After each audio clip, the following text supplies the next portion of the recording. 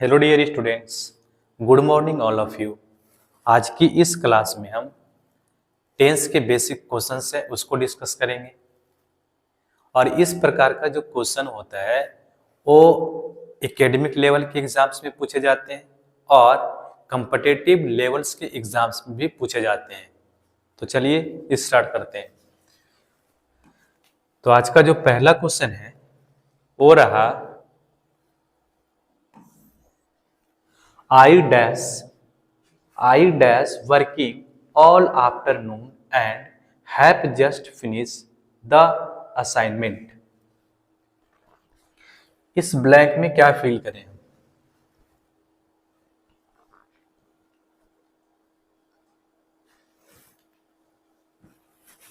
देखिए, अगर सेंटेंस सिर्फ इतना होता तब हम एम लिख सकते हैं, एम लिख सकते हैं। अगर एम लिख देंगे तो इसका मतलब ये हो जाएगा कि जिस समय हम बात कर रहे हैं उस समय एक्शन कंटिन्यू है। लेकिन इसके बाद लिखा गया है all afternoon and have just finish the assignment. अब देखिए यहाँ पे एक वर्ड लिखा हुआ है ऑल आफ्टरनून। ये क्या है? एक ड्यूरेशन ऑफ टाइम दिया गया है। ये क्या है? बोलेंगे ड्यूरेशन ऑफ टाइम है। ये ड्यूरेशन ऑफ टाइम है। आफ्टरनून का मतलब क्या होता है? आफ्टरनून का मतलब होता है दोपहर 12 बजे से लेकर सनसेट तक का जो टाइम होता है उसको क्या बोलते हैं? हम आफ्टरनून बोलते हैं।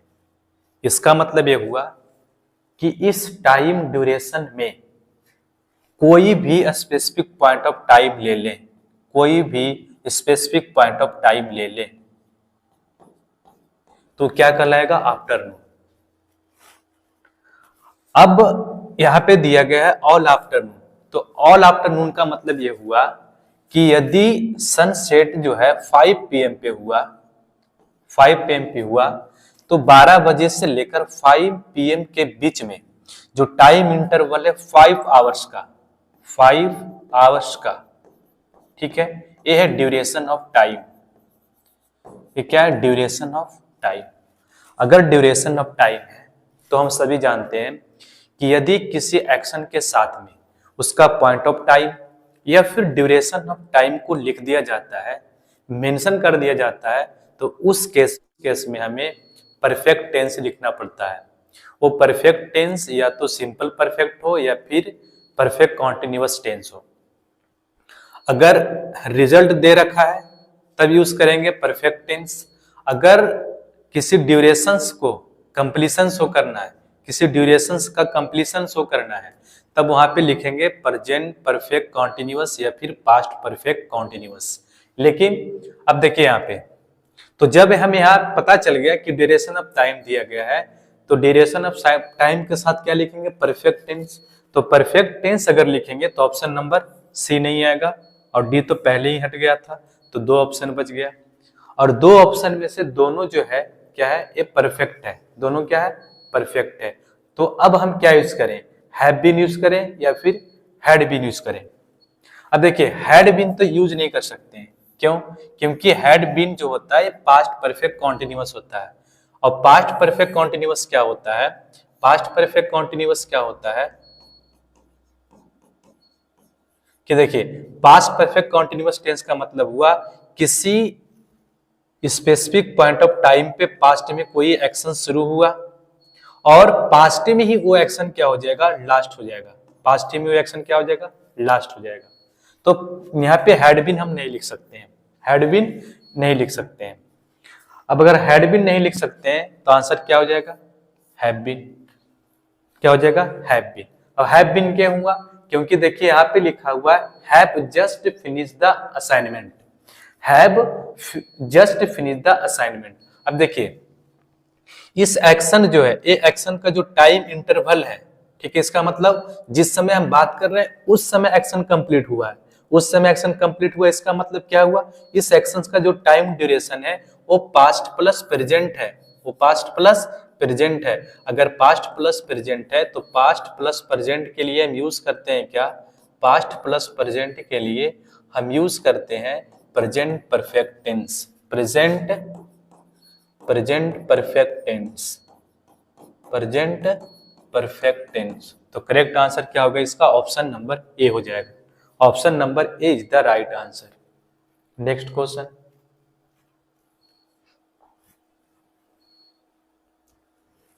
नेक्स्ट क्वेश्चन है Rohan dash the movie before he read the review. इस ब्लैंक में हम क्या फील करें? Watches, have watched, have watched या फिर वाज वाचिंग? क्या आंसर होगा इसका?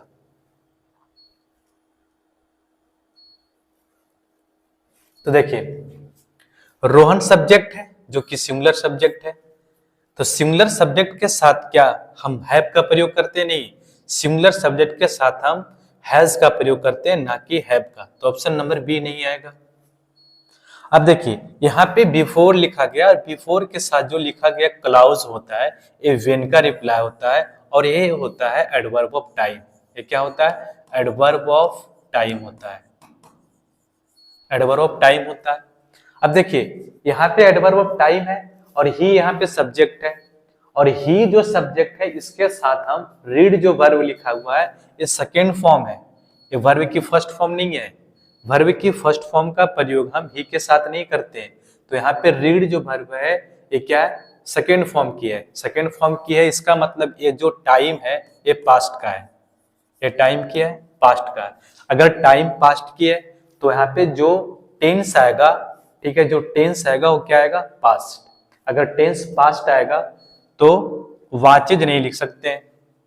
अब बच गया मेरे पास दो ऑप्शन, हैड वाच्ड और वाज वाचिंग।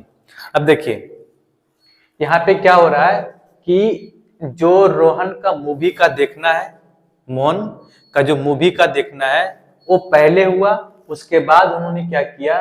रिव्यू को रीड किया। इसका मतलब यह है कि पास्ट में दो एक्शन हुआ और एक एक्शन पहले हुआ और एक बाद में हुआ। तो जो एक्शन पहले होगा उसे लिखेंगे पास्ट परफेक्ट में, और जो एक्शन बाद में होगा, जो एक्शन बाद में होगा उसे लिखेंगे पास्ट इंडेफिनिट में। तो मूवी का देखना पहले हुआ, तो मूवी का देखना पहले हुआ तो इसे हमें लिखना पड़ेगा पास्ट परफेक्ट में, हैज वॉच्ड। तो करेक्ट आंसर क्या हो जाएगा? Option number D is the right answer. Correct answer क्या होगा? Option number C. Option number C is the right answer.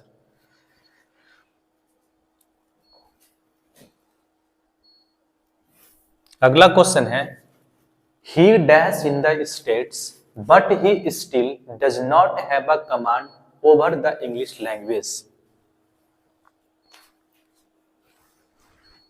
इसमें क्या फील करें? किस ऑप्शन यहाँ पे जो आंसर होगा वो क्या बनेगा इसका? तो देखिए, ही सब्जेक्ट है जो कि थर्ड पर्सन का सिंगुलर नंबर है। थर्ड पर्सन का सिंगुलर नंबर के साथ क्या लिखेंगे हम? सिंगुलर सब्जेक्ट लिखेंगे, सिंगुलर वर्ब लिखेंगे। तो हैव भी नहीं आएगा, नहीं आएगा। अब देखिए, लिविंग भी नहीं आ सकता। क्यों? क्योंकि लिविंग जो है वर्ब की फोर्थ फॉर्म है, और वर्ब की फोर्थ फॉर्म हम बी की फॉर्म जो होता है, जैसे कि इज, ठीक है, एम, वाज और वर्ब के साथ करते हैं, वर्ब के साथ करते हैं। लेकिन यहाँ पे कोई बी की फॉर्म नहीं दिया गया है। अगर बी की फॉर्म नहीं दिया गया है तो ऑप्शन डी भी नहीं आएगा। तो करेक्ट आंसर क्या होगा? Option number B. Option number B is the right answer.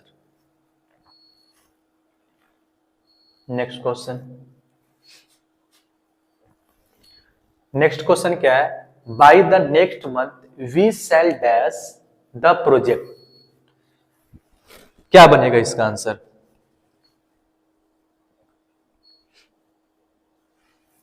तो देखिए, यहां पे बाय द नेक्स्ट मंथ दिया गया, तो बाय द नेक्स्ट का मतलब क्या हुआ? अगले महीने तक। इसका मतलब ये टाइम जो है किसका है? फ्यूचर का है। टाइम यहाँ पे फ्यूचर का है, और यहाँ पे एक रेफरेंस और है फ्यूचर का, वो है मॉडल सेड। तो यहाँ पे कुल मिलाकर बात हमें ये समझना है कि इसके पास, इसके साथ में जो भी हम वर्ब लिखेंगे, जो भी टेंस लिखेंगे, वो फ्यूचर का होगा। वो किसका होगा? फ्यूचर का होगा। अगर टेंस फ्यूचर का होगा तो ऑप्शन नंबर ए नहीं आएगा। कंप्लीटिंग नहीं आएगा, ठीक है, कंप्लीटेड नहीं आएगा, कंप्लीटेड नहीं आएगा। अब देखिए कंप्लीटेड नहीं आएगा, क्यों नहीं आएगा ये सब सारा आंसर, ये सब सारा जो ऑप्शन है क्यों नहीं आएगा? क्योंकि देखिए सेल जो है क्या है, मॉडल है, और सेल मॉडल के साथ हम अगर डायरेक्ट कोई वर्ब लिखेंगे तो वर्ब की फर्स्ट फॉर्म लिखेंगे, या फिर मॉडल के साथ बी लिखेंगे और बी के साथ वर्ब की फोर्थ फॉर्म लिखेंगे। ये किसको रिप्रेजेंट करेगा, किसको एक्सप्रेस करेगा? तो ये एक्सप्रेस करेगा फ्यूचर कॉन्टिन्यूअस टेंस का। और चाहे तो इसके साथ हम मॉडल के साथ ए भी लिख सकते हैं, modal plus be plus verb की थर्ड फॉर्म। ये क्या करेगा, एक पैसिव स्ट्रक्चर बनाएगा मॉडल का, फ्यूचर का। या फिर इसके साथ हम लिख सकते हैं modal plus have plus verb की थर्ड फॉर्म। ये क्या एक्सप्रेस करेगा, तो ये एक्सप्रेस करेगा फ्यूचर परफेक्ट टेंस का। तो इसका मतलब देखिए वर्ब की फर्स्ट फॉर्म लिख सकते हैं, वर्ब की फोर्थ फॉर्म लिख सकते हैं, लेकिन बी की वर्ब रहेगा तब लिखेंगे। वर्ब की थर्ड फॉर्म कब लिखेंगे, जब बी की फॉर्म रहेगा तब लिखेंगे।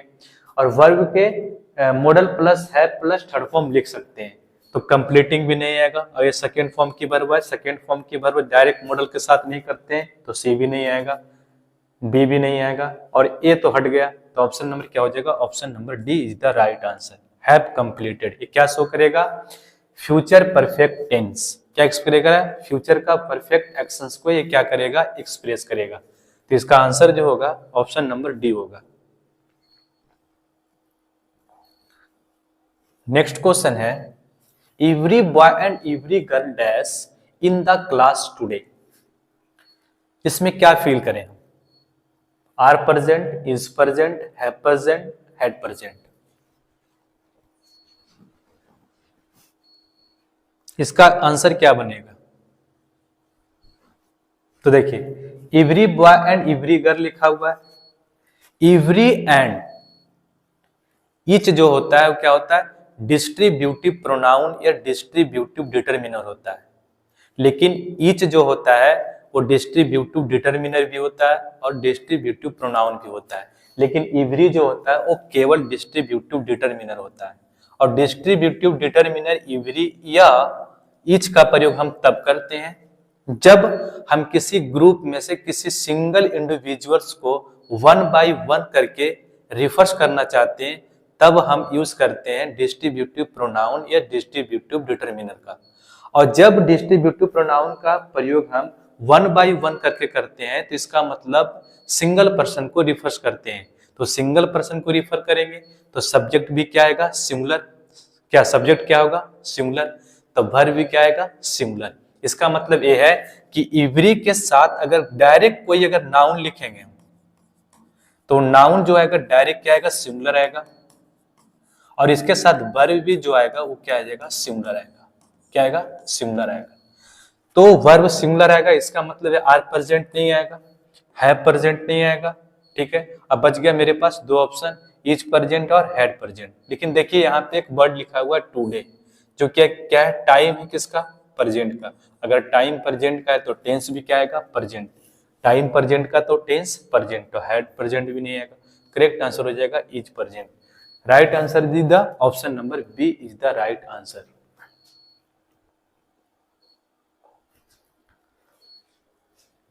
अगला क्वेश्चन है, he dash daily for a year now. क्या फील करें यहां पे,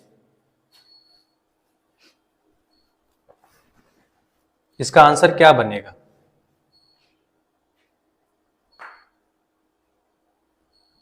तो देखिए ही क्या है, थर्ड पर्सन का सिंगुलर नंबर है, सब्जेक्ट क्या आएगा, सिंगुलर आएगा। तो हैव बीन एक्सरसाइजिंग नहीं लिख सकते हैं, तो ऑप्शन यहाँ पे एक्सरसाइजेज बच गया, was exercising, has been exercising. अब देखिए यहाँ पे क्या लिखा हुआ है, फॉर अ ईयर। ये क्या एक ड्यूरेशन ऑफ टाइम है, ये क्या है बोलेंगे, ड्यूरेशन ऑफ टाइम है। ये ड्यूरेशन ऑफ टाइम किसका है, तो बोलेंगे प्रेजेंट का। अब देखिए अभी हम देखे हैं, अभी हम सुने हैं कि अगर किसी एक्शन के साथ में उसका ड्यूरेशन ऑफ टाइम या फिर पॉइंट ऑफ टाइम मेंशन कर दिया जाता है तो उसके साथ हमें लिखना पड़ता है परफेक्ट टेंस। वो परफेक्ट टेंस चाहे कॉन्टिन्यूअस हो या फिर सिंपल हो। ठीक है, तो यहाँ पे कुल मिलाकर इसमें जो वर्ब आएगा वो परफेक्ट टेंस का आएगा। परफेक्ट टेंस का आएगा तो एक्सरसाइजेज नहीं होगा, वाज एक्सरसाइजिंग भी नहीं होगा, तो करेक्ट आंसर क्या हो जाएगा?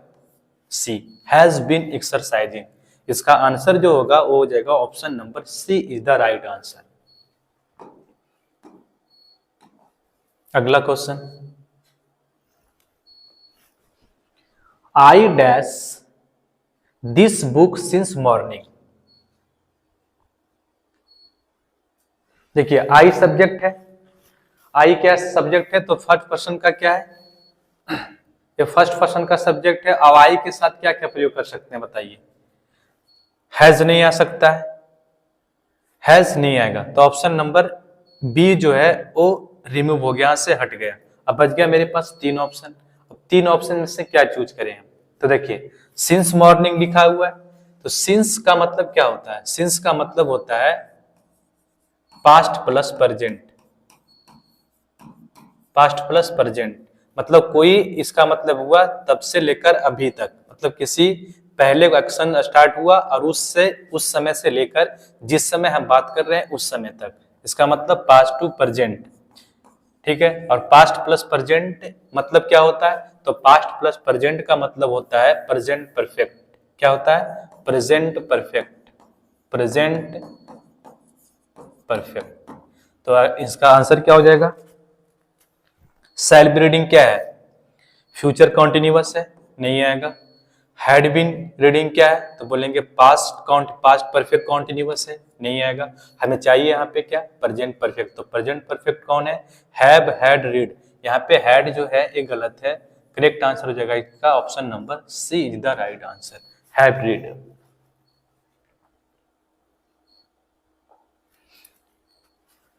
अगला क्वेश्चन है, Which tense is used to express general truth and facts? बताया जा रहा है कि हम जनरल ट्रूथ और फैक्ट्स को एक्सप्रेस करने के लिए किस टेंस का प्रयोग करते हैं। जनरल ट्रूथ और फैक्ट्स को एक्सप्रेस करने के लिए हम किस टेंस का यूज करते हैं वो बताना है यहाँ पे। तो बताइए इसका आंसर क्या होगा? क्या इसका आंसर प्रेजेंट कॉन्टिन्यूअस टेंस होगा, प्रेजेंट परफेक्ट टेंस होगा, पास्ट परफेक्ट टेंस होगा, या फिर प्रेजेंट इंडेफिनिट टेंस होगा? तो इसका सही आंसर जो हो जाएगा वो जाएगा प्रेजेंट इंडेफिनिट टेंस। देखिए किसी भी फैक्ट को और जनरल ट्रूथ को एक्सप्रेस करना होता है तो हम यूज करते हैं present indefinite tense. Correct answer क्या हो जाएगा? Option number D.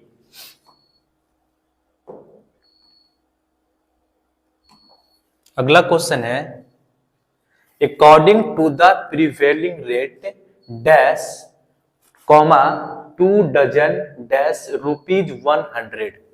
बताइए कि इसका आंसर क्या होगा? बताइए इसका आंसर क्या होगा? तो देखिए कोस्टेड नहीं आ सकता, कोस्टिंग नहीं आएगा। क्यों नहीं आएगा? कोस्टिंग इसलिए नहीं आएगा, क्या ये वर्ब की फोर्थ फॉर्म है? वर्ब की फोर्थ फॉर्म हम विदाउट हेल्पिंग वर्ब जैसे कि बी की फॉर्म के नहीं कर सकते हैं, तो ऑप्शन नंबर सी नहीं आएगा।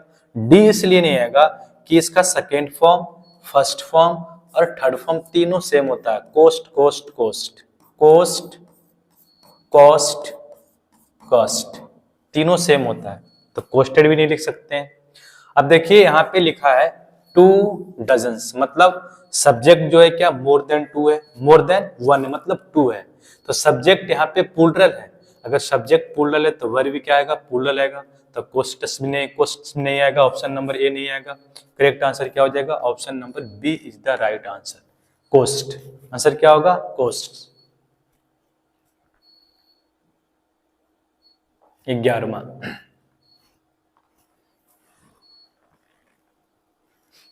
The council dash made its decision. क्या यूज करें हम? हैव लिखें, हैव हैड लिखें, या हैज लिखें, या फिर हैविंग लिखें?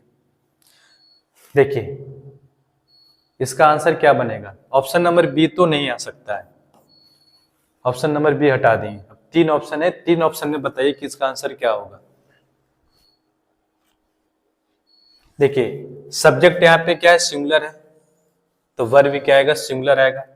हैव नहीं आएगा, ठीक है, ये तो पहले छट गया, नहीं आएगा। और बच गया यहाँ पे क्या, हैज या फिर हैविंग। अब देखिए यहाँ पे वर्ब की पहले क्या दिया हुआ है, वर्ब की थर्ड फॉर्म मेड है, तो इसके साथ क्या आएगा, हैज। करेक्ट आंसर क्या हो जाएगा, option number C is the right answer.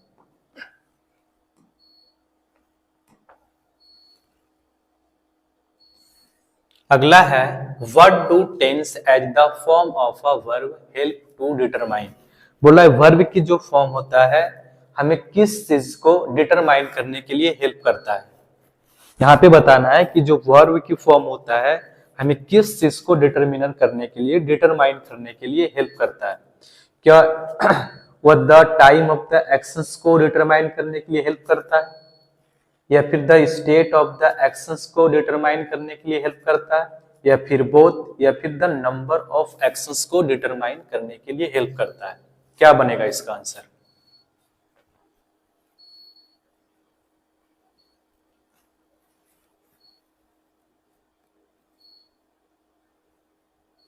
देखिए तो जो वर्ब की फॉर्म होता है वो क्या एक्सप्रेस करता है, वो एक्सप्रेस करता है किसी एक्शंस की टाइम को या फिर एक्शन के स्टेट को। किसी एक्शंस की टाइम को एक्सप्रेस करता है या फिर किसी एक्शंस की स्टेट को। तो इसका आंसर जो हो जाएगा वो हो जाएगा option number C, the time of the action या फिर the state of the action. Both, इसका answer both A and B होगा।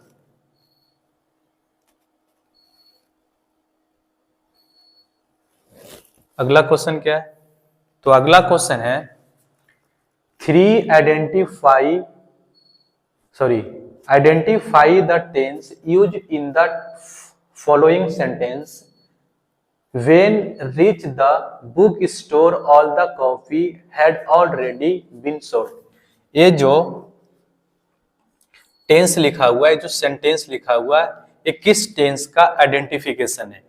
क्या है, पास्ट परफेक्ट का आइडेंटिफिकेशन है, पास्ट इंडेफिनिट टेंस का है, प्रेजेंट परफेक्ट टेंस का है, या पास्ट इंडेफिनिट टेंस का है। तो देखिए इसका आंसर जो हो जाएगा वो हो जाएगा पास्ट परफेक्ट टेंस। देखिए क्या हुआ इसमें कि जब वो क्या पहुंचा, बुक स्टोर पे पहुंचा, उससे पहले क्या हुआ था, जो कॉपी था वो बिक चुका था।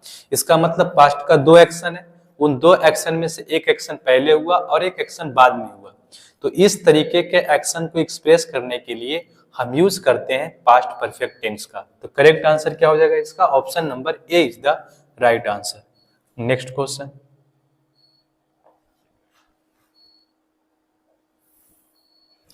देखिए the wise leader and politician dash assassinated. बताइए इसमें क्या फील करें, are, has been, have been या हैव हैड बीन।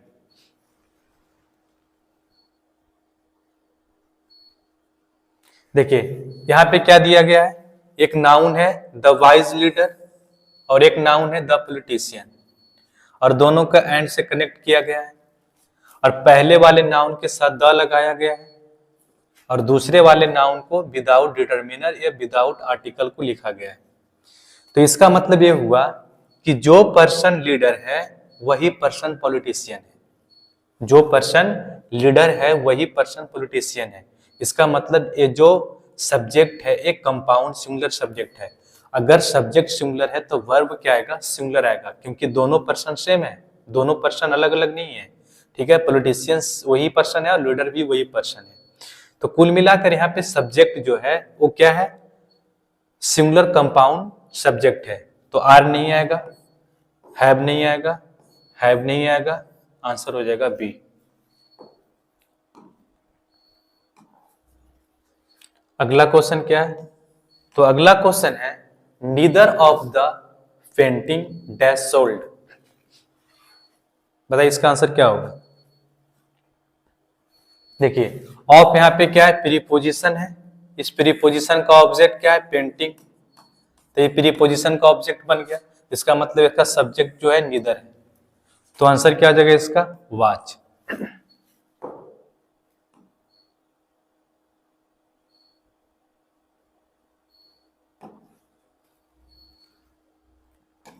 देखिए सीता और her brothers dash to be blamed.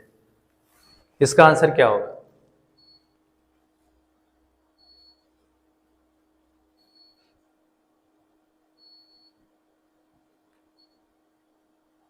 देखिए, और क्या है? कोरिलेटिव कंजंक्शन है, ठीक है। कोरिलेटिव कंजंक्शन जो है, इसके साथ अगर वर्ब लिखेंगे हम, तो इसका नियरेस्ट सब्जेक्ट जो होगा, जो नियरेस्ट नाउन या प्रोनाउन होगा, उसी के अनुसार वर्ब आता है।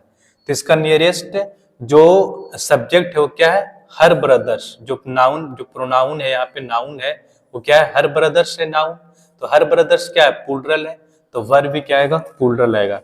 तो इज नहीं आएगा, हैज नहीं आएगा, वाज नहीं आएगा, सी हो जाएगा इसका आंसर। इसका आंसर क्या हो जाएगा? सी।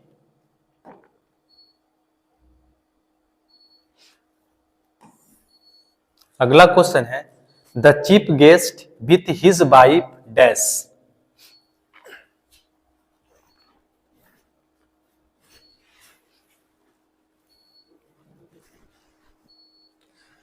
देखिए, विथ प्रीपोजिशन है, ये प्रीपोजिशन के बाद जो हिज वाइफ लिखा हुआ है, इसका ऑब्जेक्ट लिखा गया है। अगर ये ऑब्जेक्ट बन गया, इसका मतलब है कि सेंटेंस जो सब्जेक्ट का काम करेगा, वो काम करेगा द चीफ गेस्ट, जो कि क्या है? बोलेंगे सिंगुलर है। अगर सिंगुलर है तो वर्ब भी क्या आएगा? सिंगुलर आएगा। आर नहीं आएगा, हैव नहीं आएगा। अब बच गया मेरे पास दो ऑप्शन, दो ऑप्शन बच गया। इन दो ऑप्शन में हम क्या लिखें? हैव लेफ्ट लिखें या फिर लेफ्ट लिखें? हैज लेफ्ट लिखें या फिर लेफ्ट लिखें? तो देखिए, यहाँ पे दोनों यूज कर सकते हैं। क्यों? क्योंकि यहाँ पे एक्शन का टाइम को नहीं बताया गया कि एक्शन किस टाइम में हुआ है।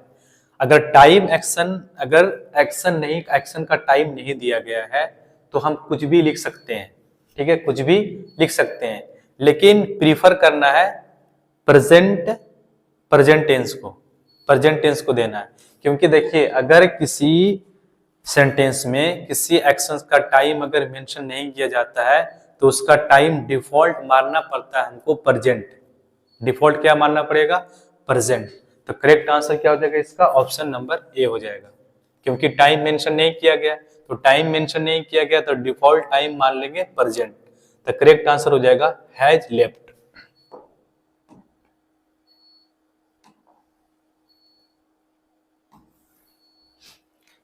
The quality of products dash over time. बताइए इसका आंसर क्या होगा?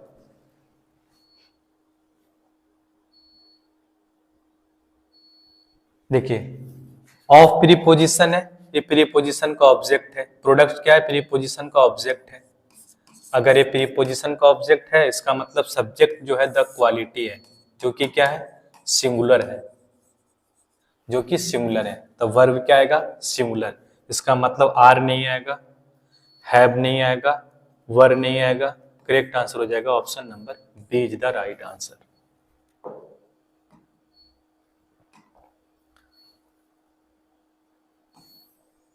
अगला क्वेश्चन है, the news dash not updated timely. क्या होगा इसका answer?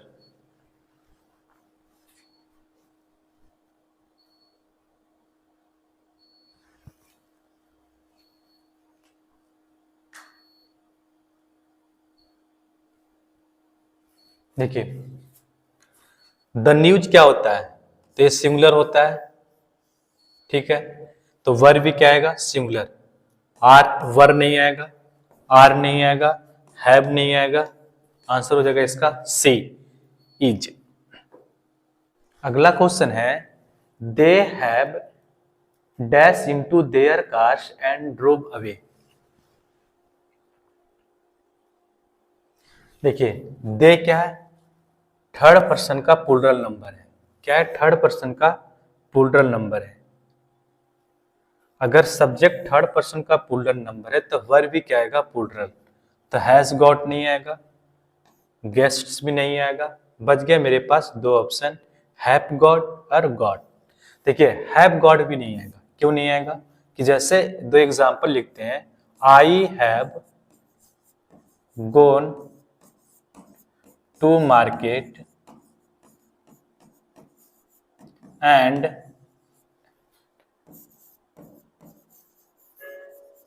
bought a pen. I have went to market and bought a pen. इन दोनों में से कौन सा सेंटेंस सही है? तो पहला सेंटेंस जो है ए गलत है, ए सही है। देखिए इसका मतलब अगर ए लिख देते I have gone to market and bought a pen, इसका मतलब ये हुआ कि देखिए हैव लिखा हुआ परफेक्ट टेंस, प्रेजेंट परफेक्ट है, तो प्रेजेंट परफेक्ट का मतलब क्या हुआ? इस एक्शन पे एक्शन क्या हुआ? जाने का एक्शन कंप्लीट हुआ। गोन कहां गए? इस पे। और बेंटू का मतलब क्या हुआ? और बाउड का मतलब क्या हुआ? Second form. सेकेंड फॉर्म का मतलब क्या हुआ? पास्ट। इसका मतलब ठीक है मार्केट पहुंचे हम इस पॉइंट पे, और इसका एक स्टेप पीछे जाके मैंने क्या किया? पेन खरीदा। ठीक है, इसका मतलब ये हुआ कि जिस समय हम बात कर रहे हैं उस समय मार्केट पहुंचे, और पीछे जाके 1 घंटा 2 घंटा पीछे जाके मैंने क्या किया? पेन खरीदा, जो कि पॉसिबल नहीं है। ठीक है, अगर मार्केट अभी पहुंचे हैं, ठीक है, तो उसका फ्यूचर टाइम में हम क्या करेंगे? कुछ समय बाद आगे जाके क्या करेंगे? पेन खरीदेंगे या बुक खरीदेंगे, ना कि अभी मार्केट पहुंच चुके हैं और उसका एक स्टेप पीछे, मतलब 1 घंटा पीछे या आधा घंटा पीछे या 5 मिनट पीछे जाके पेन खरीदेंगे। ये पॉसिबल नहीं है। ठीक है, ये पॉसिबल नहीं है। इसका मतलब अगर लिख देंगे तो देखिए क्या होगा, और इसका मतलब क्या हुआ? I have been to market and bought a pen. इसका मतलब ये हुआ कि पास्ट में दो सीक्वेंस में दो एक्शन हुआ। पहले यही इस पॉइंट पे क्या पहुंचे? मार्केट पहुंचे, और इसका आगे बढ़ के मैंने क्या किया? इस पॉइंट पे पेन खरीदा। इस पॉइंट पे क्या किया? पेन खरीदा, जो कि पॉसिबल है, जो कि क्या है? पॉसिबल है। तो यहाँ पे पास्ट की दो एक्शन सीक्वेंस में है, और जब पास्ट की दो एक्शन सीक्वेंस में होता है तो दोनों एक्शन को हम पास्ट इंडेफिनिट टेंस में लिखते हैं। किस में लिखते हैं? दोनों एक्शंस को पास्ट इंडेफिनिट में लिखते हैं, ना कि एक को लिख देंगे परफेक्ट टेंस में और एक को लिखेंगे पास्ट टेंस में। तो ये गलत हो जाएगा। क्यों? क्योंकि गलत इसलिए हो जाएगा कि यहाँ पे क्या किया? ड्रोव, देखिए गाड़ी पर चढ़ गया, पहले क्या किया? गॉट किया पहले, यहाँ पे इस पॉइंट पे गॉट किया गाड़ी पे, और चलाना शुरू किया कहाँ? इस पॉइंट में, पास्ट में आके, जो कि पॉसिबल नहीं है, एक गलत है। तो हैव गॉट नहीं लिख सकते हैं। करेक्ट आंसर क्या हो जाएगा? Option number D is the right answer.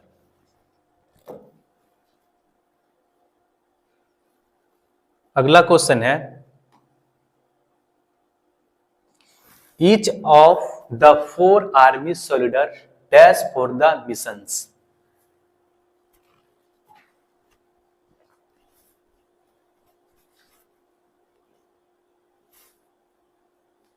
देखिए ईच यहाँ पे क्या है? डिस्ट्रीब्यूटिव प्रोनाउन है। ईच यहाँ पे डिटरमिनर नहीं है, ईच यहाँ पे डिस्ट्रीब्यूटिव प्रोनाउन है। और डिस्ट्रीब्यूटिव प्रोनाउन का प्रयोग हम तब करते हैं जब किसी ग्रुप में से किसी सिंगल इंडिविजुअल्स को 1 बाय 1 करके रिप्रेजेंट करना हो, तब हम करते हैं डिस्ट्रीब्यूटिव प्रोनाउन का प्रयोग करते हैं। अब देखिए जब डिस्ट्रीब्यूटिव प्रोनाउन होता है ईच, क्या होता है? इच जब डिस्ट्रीब्यूटिव प्रोनाउन होता है तो इसके बाद जो नाउन आता है, ठीक है, इसके बाद जो नाउन लिखते हैं हम, जब ये प्रोनाउन होता है तो इसके बाद ऑफ प्रीपोजिशन होता है, और इसके बाद जो नाउन आएगा वो नाउन जो होता है वो प्लूरल फॉर्म में होता है। नाउन किस में होता है? प्लूरल फॉर्म में होता है। और वर्ब जो होता है वो होता है सिंगुलर फॉर्म में। लेकिन जब ईच डिटरमिनर की तरीके से काम करता है तो इसके तुरंत बाद हम क्या लिखते हैं? नाउन लिखते हैं, और नाउन जो होता है सिंगुलर में होता है, और वर्ब भी क्या आएगा? सिंगुलर। नाउन भी सिंगुलर और वर्ब भी सिंगुलर। तो इस केस में क्या होता है कि वर्ब हमेशा सिंगुलर आता है। तो अगर वर्ब सिंगुलर आएगा तो वर रेडी नहीं आएगा, आर रेडी नहीं आएगा, हैव बीन रेडी नहीं आएगा। करेक्ट आंसर हो जाएगा option number C is the right answer.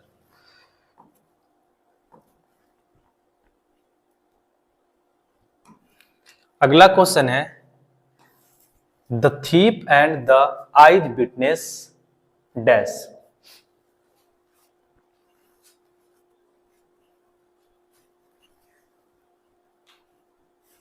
देखिए द थीप एक नाउन है और एंड द आई विटनेस एक नाउन है और इसको एंड से कनेक्ट कर दिया गया है और दोनों के साथ आर्टिकल द लगाया गया है।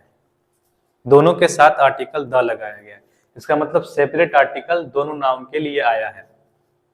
इसका मतलब यह हुआ कि the thief and the eye witness जो है अलग अलग पर्सन है, अलग अलग पर्सन है। क्यों? क्योंकि एंड से जोड़ा गया है और दोनों के साथ सेपरेट आर्टिकल लगाया गया है। अब ऐसे भी हम सोच सकते हैं कि जो पर्सन आई विटनेस होगा वो थिप नहीं होगा और जो थिप होगा वो आई विटनेस नहीं होगा। इसका मतलब दोनों पर्सन यहाँ पे अलग अलग है। दोनों पर्सन अलग अलग होने का मतलब हुआ कि ये जो सब्जेक्ट है एक कंपाउंड प्लूरल सब्जेक्ट है। अगर कंपाउंड प्लूरल सब्जेक्ट है तो वर्ब भी क्या आएगा? प्लूरल। अगर वर्ब प्लूरल आएगा तो हैज एस्केप्ड नहीं आएगा, हैज बीन एस्केपिंग नहीं आएगा, वाज एस्केपिंग नहीं आएगा। करेक्ट आंसर हो जाएगा option number D, have escaped. Have escaped is the right answer. इसका जो आंसर होगा वो हो जाएगा ऑप्शन नंबर डी।